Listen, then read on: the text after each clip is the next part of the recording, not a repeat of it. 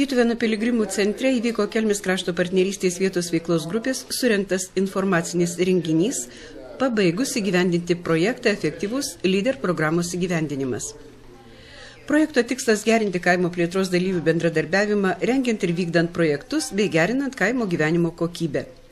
Monitoringo analizę susirinkusiems pristatė viešosios įmonės Europos regioninės politikos instituto lektorė Erika Ribašauskienė, akcentuodama, jog strategijos įgyvendinimas svarbus socialinės infrastruktūros, bendruomeniškumo, verslumo, tradicinio meno ir kultūros stiprinimui. Tačiau pačių gyventojų aktyvumas yra gana žemas. Apklausa parodė, kad dauguma gyventojų norėtų užsiimti alternatyvę žemės ūkio veiklą, tačiau juos stabdo investicinių ir apyvartinių lėšų stoka, mokesčių našta, biurokratizmas. Akcentuota, jog Kelmės krašto partnerystės vietos veiklos grupė tinkamai įgyvendina partnerystės principus ir atstovauja daugumai vietos veiklos grupės teritorijoje gyvenančių žmonių.